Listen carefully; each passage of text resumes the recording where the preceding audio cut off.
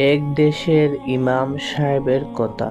ইমাম সাহেবের 10 বছরের ছোট্ট একটা ছেলে আছে। প্রতি শুক্রবার ইমাম সাহেব জুম্মার নামাজ শেষ করে ছেলেকে নিয়ে দাওয়াতের কাজে বের হতেন। রাস্তায় যাকে পেতেন তাকে ইসলামিক বই, ম্যাগাজিন ইত্যাদি ধরিয়ে দিতেন।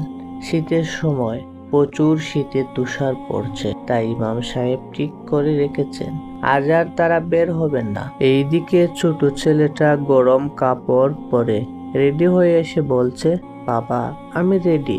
ইমাম সাহেব উত্তরে বললেন, কেন? ছেলেটা বলল, কেন তোমার মনে নেই? আজ আমরা দাওয়াতের কাজে বের হব। ইমাম সাহেব বললেন, আজ যাব না, দেখছো না বাহিরে তুষার পড়ছে। বাবার কথা শুনে ছেলেটা অবাক হয়ে বলল, তুষার পড়ছে বলে কি মানুষের জন্য জাহান্নামে যাওয়ার পথ বন্ধ হয়ে গেছে? ছেলের এমন গভীর প্রশ্ন শুনে বাবা বললেন, আমি আজ যাব না। ছেলে উত্তরে বলল, ঠিক আছে তাহলে আমি যাই। বাবা বললেন, যাও। ছেলেটি বই নিয়ে বের হয়ে গেল।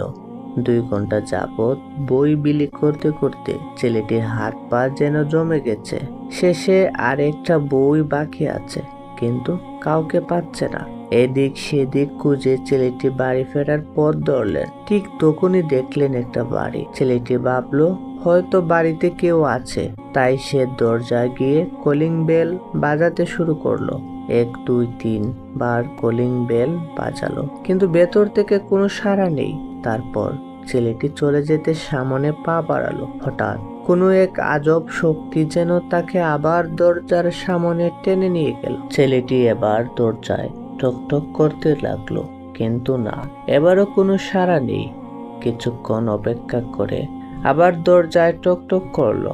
তারপর হঠাৎ ভেতর থেকে আস্তে করে একজন মধ্যবয়সের মহিলা দরজাটা খুললেন। মহিলাকে দেখে ছেলেটি একটি হাসি দিল, যেন তার সব কষ্ট শেষ হয়ে গেছে।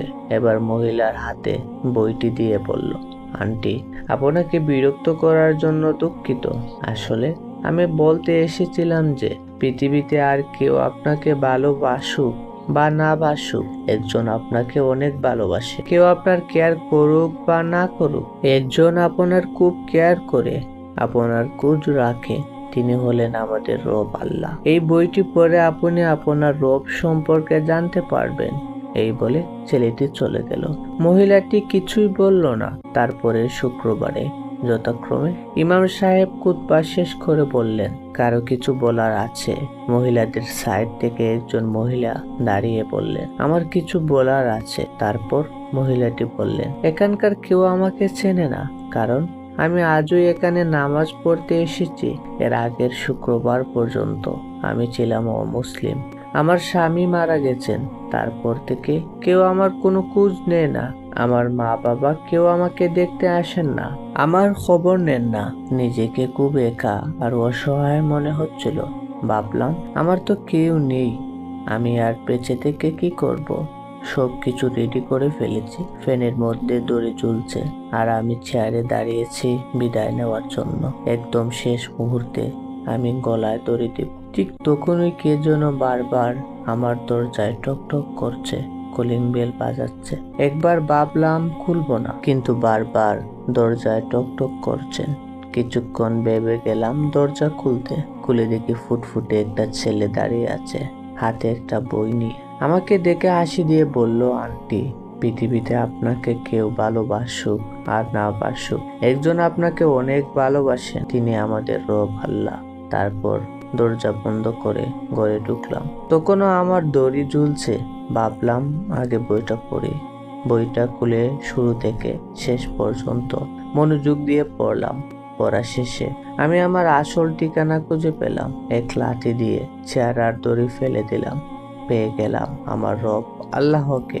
সাথে সাথে কালেমা পড়ে মুসলমান হয়ে গেলাম। আলহামদুলিল্লাহ। ছেলেটি আমাকে জাহান্নাম থেকে বাঁচার পথ দেখিয়ে দিল, যা ছিল আল্লাহর ইচ্ছা। আমি বইটার মধ্যে এই মসজিদের ঠিকানা পেয়েছি, আর এজন্য এসেছি যে আমি ছেলেটার কপালে একটা চুমু দেব। মহিলার কথা শুনে সবাই কাঁদতে শুরু করলেন। ইমাম সাহেবের চোখ বেয়ে হুজুরে পানি পড়ছে। কুলে বসে আছে ছোট্ট সেই ছেলেটি। ইমাম সাহেবের বুক যেন গর্বে ভরে গেল। এমন ছেলে আল্লাহ তাকে দান করেছেন।